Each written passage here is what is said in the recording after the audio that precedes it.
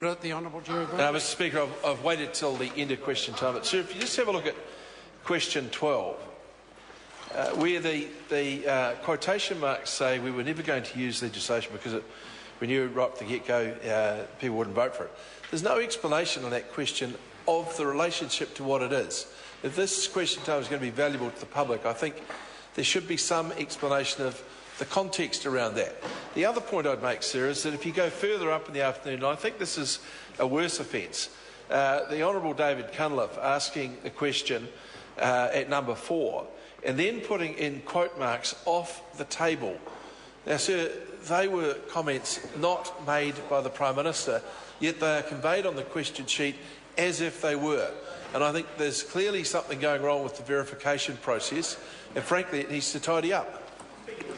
I'll hear from Grant Robertson. Well, I mean, it's a fairly clear thing, Mr Speaker. When we provide questions to the clerk, we have to provide authentication for those questions. We provide that authentication and it ends up on the order paper. The question paper. Where we're unable to do that, there is occasionally dialogue with your office, and we sometimes have to change the question when we haven't been able to provide that authentication. So if it ends up on the question paper, it's been authenticated. Order. The point raised by Grant Robinson is right. There's a very rigorous process by which questions are looked at carefully by the Office of the Clerk before they're finally accepted, and authentication is required. However, Mr Brownlee raises a reasonable point in that sometimes some of the quotes probably need more looking at than perhaps occurs on all occasions. I will consider the matters raised by both Mr Robinson and the Honourable Jerry Brownlee.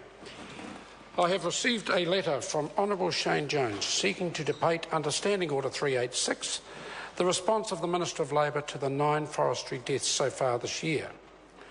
For there to be an urgent debate, there must be a particular case of recent occurrence that involves the administrative or ministerial responsibility of the government. With the death on the 29th of November, whilst it is another tragic occurrence, there is no ministerial responsibility for the actual ownership and running of most forestry operations. An urgent debate is a way of holding the government to account. There must be distinct governmental responsibility for the particular case which is sought to debate. Furthermore, the government is halfway through a proactive program of assessing cable logging and contracting operations. On this basis, I am not convinced that the government's response to the forestry deaths has reached the stage where an urgent debate is warranted. There will be other opportunities to debate this matter. The application is therefore declined. I call on Government Order of the Day number 1. Appropriation 2012-13 Financial Review Bill.